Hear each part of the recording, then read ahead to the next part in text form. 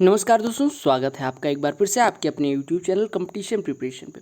दोस्तों, इस वीडियो में हम करने वाले हैं मेंसुरेशन के लिए क्वेश्चंस जो कि आपके एसएससी, सीजीएल, सीएचएसएल और सीपीओ तीनों के लिए इंपॉर्टेंट होगा। एमटीएस में शायद नहीं पूछा जाता, तो उसके लिए कोई मतलब ही नहीं है।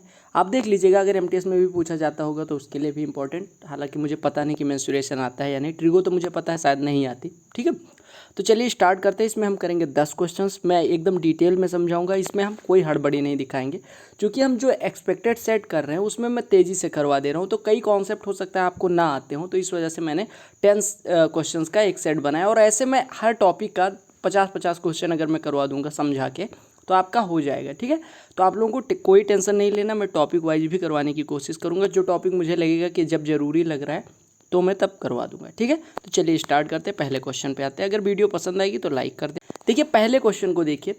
क्विज के रूप में हम क्यों सॉल्व कर रहे हैं, 10-10 मिक्स क्यों सॉल्व कर रहे हैं, ताकि आपका सारा टॉपिक एक साथ चलता रहे। ठीक है, कहा गया if the side of A cube is increased by 50%, find by what percentage the surface area of the cube is increased. कहा गया कि अगर एक क्यूब की जो क्या है साइड है वो 50% बढ़ा दी जाए तो उसकी जो सरफेस एरिया होगी वो कितनी इंक्रीज होगी, परसेंटेज में आपको निकालना है। ठीक है, अच्छा, तो सबसे पहले जान लेते हैं क्यूब क्या होता है। क्यूब एक 3D आकृति होती है जिसकी लंबाई, चौड़ाई, ऊंचाई तीनों बराबर होती है, यानी लेंथ, विड्थ और हाइट तीनों बराबर होती है। आपका इस प्रकार से क्यूब दिखता है। ठीक है, इसमें ये इसकी लंबाई होती है, ये चौड़ाई होती है और दिस वन इज ऊंचाई। ठीक है, अब आपसे कहा गया कि अगर इसका क्या बढ़ा दिया जाए, साइड बढ़ा दिया जाए। अब यहाँ पे आपको पता है लंबाई, चौड़ाई, ऊंचाई बराबर होती है, तो आप कहेंगे all sides are equal cube के लिए। ठीक है, और अगर एल बी एच अलग अलग है तो वो घनाभ हो जाता है। मतलब घन और घनाभ में यही अंतर होता है कि 3D आकृति दोनों होती हैं, एक ही तरह की होती है। और जो लंबाई, चौड़ाई, ऊंचाई अगर बराबर होगी तो घनाभ आपका घन बन जाता है, और अगर लंबाई, चौड़ाई, ऊंचाई अलग अलग है तो क्यूबॉइड रहता है, अदरवाइज क्यूब हो जाता है। ठीक है, तो हम कह सकते हैं कि प्रत्येक क्यूब जो होता है वो क्यूबॉइड होता है, लेकिन वाइस वर्सा नहीं, सत्य होना कोई ज़रूरी नहीं है। ठीक है, तो प्रश्न को देखिएगा। कहा गया कि अगर क्यूब की साइड को इंक्रीज कर दिया जाता है 50% से। अब एक ऐसी राशि को इसकी भुजा मानिए जिसका 50% निकालना आसान हो। हम मान लेते हैं साइड जो है वो 2 है। पहले साइड 2 थी, तो अभी साइड कितनी हो गई, ए डैश कितनी हो गई, 2 से 50% बढ़ गई, यानी 3 हो गई। अब आपसे कहा कि सरफेस एरिया कितनी इंक्रीज होगी। तो सबसे पहले जान लेते हैं कि क्यूब के लिए सरफेस एरिया क्या होती है। तो क्यूब के लिए अगर सरफेस एरिया की बात करें तो ये होती है 6a²। ठीक है, यानी सरफेस एरिया पहले कितनी थी, 6 गुणे 2 का स्क्वायर, यानी 6 गुणे 4, यानी कि पहले थी 24। और अभी कितनी हो गई, 6 गुणे ए डैश का स्क्वायर, यानी कि 3 का स्क्वायर 9, तो 6 9 54। पहले थी 24, अभी हो गई 54। तो 24 से 54 हो गई कोई चीज़, कितना बढ़ा, 24 से 54 होने में 30 बढ़ गया। यानी परसेंटेज में अगर हम कहेंगे तो 30 डिवाइडेड बाई 24 मल्टीप्लाइड बाई 100 करके निकाल लेंगे। यानी आपका हो गया 6 चौको 24, 6 पंचे 30, 4 से कटेगा 25, 25 पंचे 125, यानी कितना प्रतिशत बढ़ गया, 125%। यानी सरफेस एरिया क्यूब के लिए क्या होती है, 6a², यानी जहाँ पे ए साइड होती है। अगर मैं बात करूँ क्यूबॉइड के लिए तो 2 times of LB plus BH plus HL होती है। ऐसा भी क्वेश्चन आएगा तो वहाँ भी हम सरफेस एरिया निकालेंगे क्यूबॉइड के लिए, यानी घनाभ के लिए। समझ आ गया। अगले प्रश्न पे आते हैं। अगला प्रश्न है, कहा गया ये banquet hall has the dimensions 30 metre by 12 metre by 5 metre. Each person should get 8 meter cube of space. Find the number of persons who can be accommodated in this hall.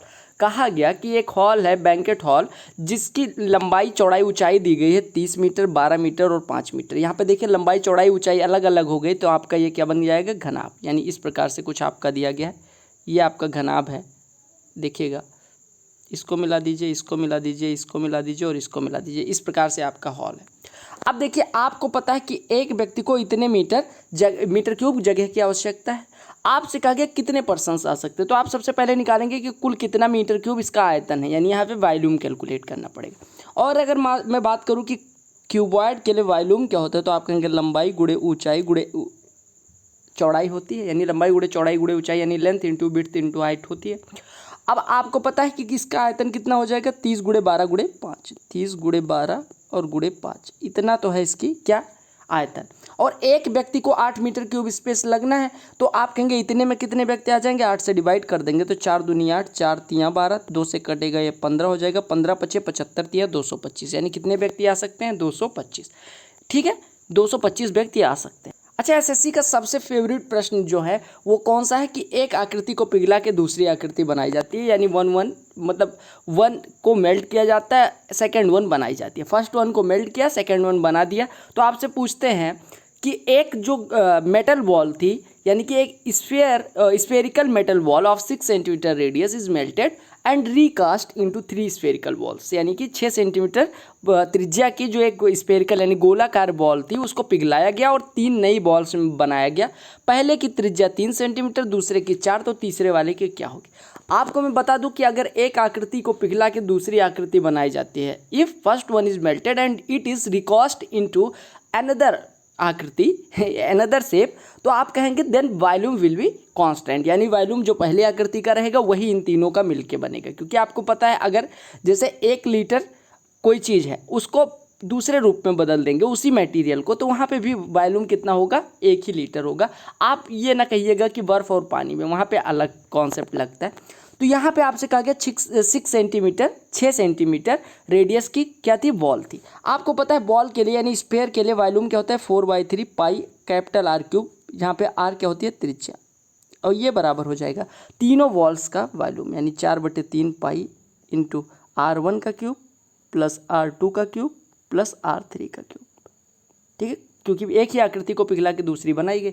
अब यहाँ पे 4/3 पाई से 4/3 पाई कैंसिल हो जाएगा, capital R cube यानी 6 का cube बराबर 3 का क्यूब प्लस 4 का क्यूब प्लस R3 का क्यूब। ठीक है, 6 का क्यूब 216 माइनस 3 का क्यूब 27 माइनस 4 का क्यूब 64 बराबर R का क्यूब, R3 का क्यूब, यानी R3 का क्यूब बराबर हो जाएगा 125, यानी R3 बराबर हो जाएगा 5। देख लीजिएगा 216 में से कितना घटाएंगे, 91, तो आपका आ जाएगा 125, यानी R3 का क्यूब अगर 125 है तो R3 यानी तीसरे की त्रिज्या कितनी हो जाएगी, यानी रेडियस कितनी हो जाएगी, 5 सेंटीमीटर। Got it. अगले प्रश्न पे आते हैं। कहा गया कि अगर डायगोनल एक रोम्बस के 10 सेंटीमीटर और 24 सेंटीमीटर के हैं तो इसका पेरीमीटर क्या होगा। यानी रोम्बस क्या होता है, एक क्वाड्रिलेटरल यानी चतुर्भुज होता है जिसकी चारों भुजाएं बराबर होती है। ये आपका रोम्बस हो गया, यानी ये भी ये भी ये भी ये भी आपका दोनों डायगोनल, एक ये हो जाता है, एक ये हो जाता है। अगर पहले डायगोनल को मैं कहूँ D1 है, दूसरे डायगोनल को कहें D2 है, आपसे पूछा क्या गया है पेरीमीटर निकालने को। पेरीमीटर बोले तो परिधि, परिधि क्या होती है कि चारों भुजाओं के योग के बराबर होती है, यानी आपको निकालना है 4a। अब आपको साइड तो पता नहीं है, तो आप कहेंगे डायगोनल दिए गए हैं और साइड में कोई रिलेशन होगा तभी साइड निकलेगी। तो मैं अगर आपको कहूँ कि सर रोम्बस के डायगोनल D1 और D2 है और इसकी साइड a है, तो रिलेशन आपको पता है क्या होता है, D1 का स्क्वायर प्लस D2 का square is equal to 4a square. ठीक है, यानी हमारा a बराबर हो जाएगा अंडर रूट में D1 का स्क्वायर यानी कि 100 प्लस D2 का स्क्वायर यानी कि 576 और बटे 4, यानी ये हो गया 13। अरे 100 और 576, 676 बटे 4 169, 169 का वर्गमूल 13, यानी कि साइड आ गई 13। अब अगर साइड 13 आ गई मेरे भाई तो आप कहेंगे कि पेरीमीटर कितना हो जाएगा, 13 गुणे 4 यानी कि 52 सेंटीमीटर। समझ आ गया। अगले प्रश्न पे आते हैं। कहा गया ये cylinder circumscribes a sphere, the ratio of their volumes is. कहा गया कि एक सिलेंडर है वो एक स्फीयर के चारों तरफ सर्कमस्क्राइब करता है यानी कि घेरता है, तो आपसे कहा गया उसका वॉल्यूम का जो होगा अनुपात क्या होगा। देखिएगा सिलेंडर क्या होता है, सिलेंडर एक, यहाँ पे आपको एक चीज़ और दिया जाएगा, मतलब वो है कैसा है, इस प्रकार से सिलेंडर है और ये इसके अंदर एक स्फीयर इस प्रकार से बना है, मतलब रखा गया, बना नहीं है रखा गया, ये इसको घेरता है। घेरने का मतलब हुआ कि इसका जो व्यास होगा स्फीयर का वो बेलन के हाइट के बराबर होगा, यानी बेलन की हाइट अगर हम h माने तो उसकी वैल्यू हो जाएगी 2 टाइम्स ऑफ r, और बेस रेडियस आपको पता है इतना r है, तो सिलेंडर के लिए बेस रेडियस कितनी हो जाएगी r, यानी रेडियस दोनों के लिए r है। अब आपको अगर पूछा गया कि उनके वॉल्यूम का रेशियो, तो आप सबसे पहले क्या दिया गया, सिलेंडर, तो सिलेंडर का वॉल्यूम क्या होता है पाई r स्क्वायर h, और इसका अनुपात निकालना है गोले के वॉल्यूम से, तो गोले का वॉल्यूम होता है 4/3 पाई r क्यूब। आपको पता है r दोनों के लिए सेम है तो इससे इसकी पावर कट जाएगी, पाई से पाई कट गया, यानी h अनुपात 4/3 r, यानी आप कह सकते हैं 3h अनुपात 4r, यानी कि 3 इंटू h की वैल्यू है 2r अनुपात 4r, तो 2r से कटेगा 2, यानी कि 3:2 इनके वॉल्यूम्स का रेशियो हो जाएगा। क्या हो जाएगा, 3:2। समझ आ रहा है ना।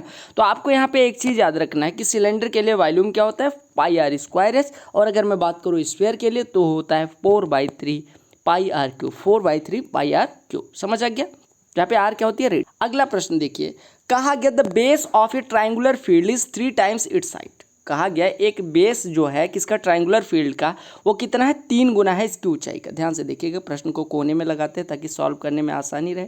ये कोने में लगा दिया। कहा गया कि एक जो ट्राइंगुलर फील्ड है उसका जो बेस है वो 3 गुना है इसकी ऊंचाई का।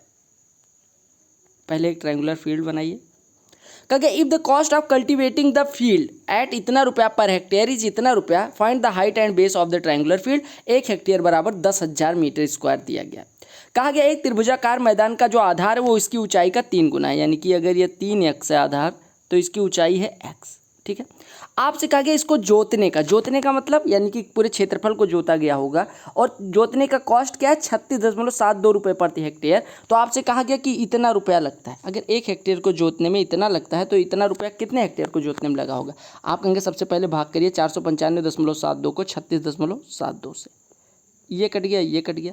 आप काटिए तो 9 से कटेगा, 9 चौको 36, 408 हो जाएगा। 9 से काटेंगे 9 पचे 45, 9 पचे 45, 08, 5508।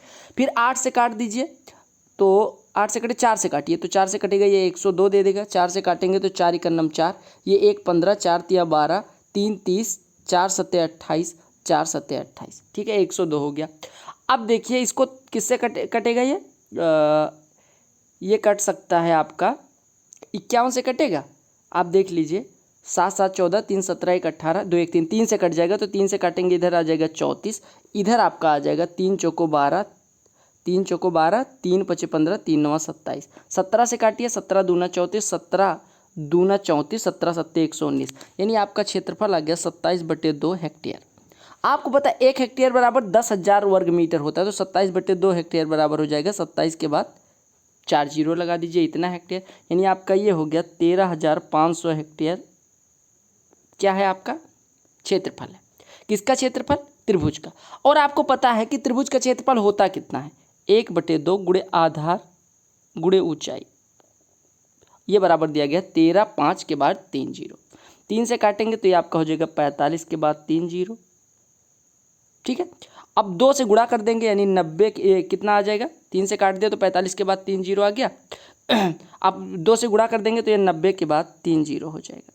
ठीक है, यानी आपका x बराबर कितना आ गया, एक्स स्क्वायर बराबर कितना आ गया, एक्स स्क्वायर बराबर आपका आ गया 90,000। यानी x बराबर कितना हो जाएगा, अंडर रूट में 90,000, यानी कि x बराबर हो जाएगा 300। x बराबर कितना हो जाएगा 300। अरे एक्स स्क्वायर बराबर 90,000 तो x बराबर कितना हो गया 300। अब अगर x बराबर 300 हो गया तो आपसे पूछा गया था उस त्रिभुजाकार मैदान की ऊंचाई और आधार ज्ञात करिए। तो ऊंचाई क्या है, x की ऊंचाई को आपने x माना था तो ऊंचाई हो गई 300 और आधार 3x यानी कि 900। समझ आ गया। तो आपको पहले ये निकालना था कि अगर मान लो 5 रुपये में 1 हेक्टेयर को जोता जाता है तो 50 रुपये में कितने को जोता जाएगा, 50/5, यानी आपने निकाल लिया क्षेत्रफल जो कि आ गया 1,35,000 वर्ग मीटर। अब आपने कहा कि सर त्रिभुज का जो क्षेत्रफल होता है वो होता है 1/2 गुणे आधार गुणे ऊंचाई। आपने कहा 1/2 गुणे 3x गुणे x बराबर इतना, तो x बराबर हो गया 300। x आपने माना था ऊंचाई को, ऊंचाई आ गई 300। आपने कहा आधार कितना है, आपने कहा सर 3x है, तो 3x बराबर कितना हो जाएगा 900। आपने ऑप्शन मार्क किया सी। समझ आ गया।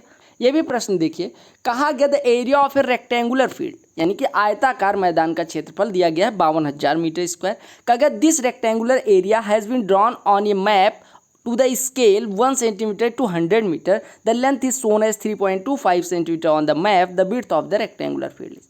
कहा गया एक आयताकार मैदान है, ये इस प्रकार से आपका मैदान है, आयताकार है यानी लंबाई और चौड़ाई इसकी, ये आपकी चौड़ाई है मान लो, ये लंबाई है। ठीक है। अब आपसे कहा गया कि इसका क्षेत्रफल दिया गया 52,000। क्षेत्रफल होता है कितना है, लंबाई इंटू चौड़ाई, ये बराबर दिया गया 52 के बाद 3 जीरो। ठीक है।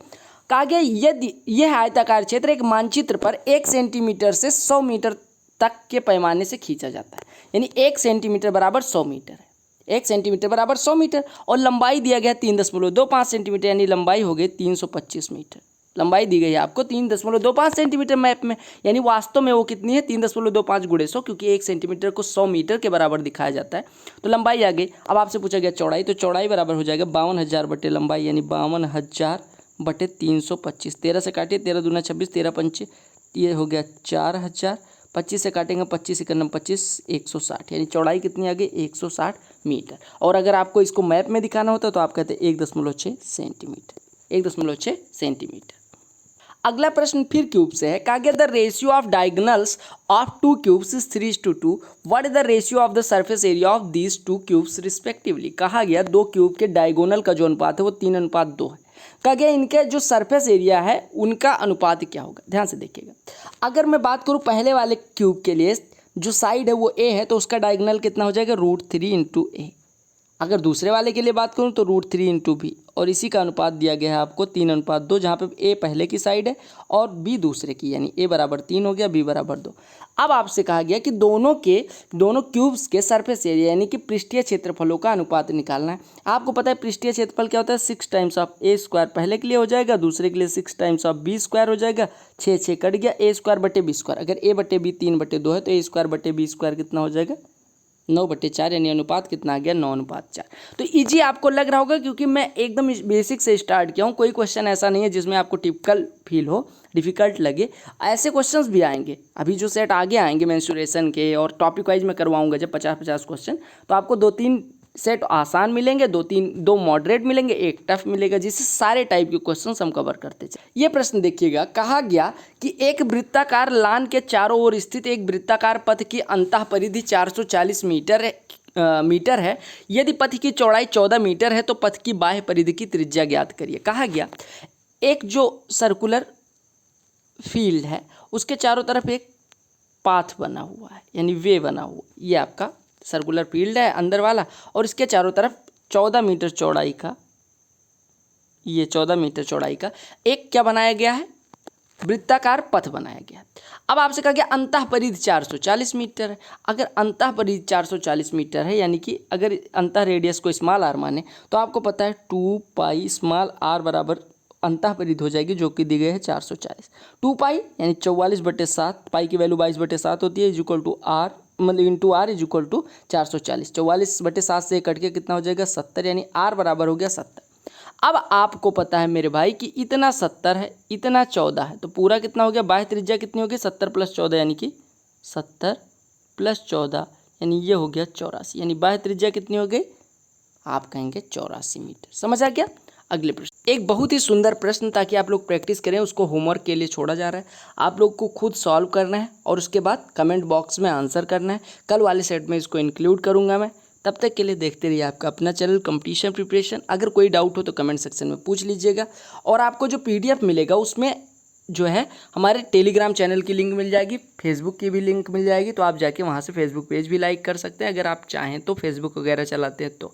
ठीक है, bye, take care, all the best for your all exams, Vande Mataram, Jai Hind. अगर सब्सक्राइब नहीं किया तो सब्सक्राइब कर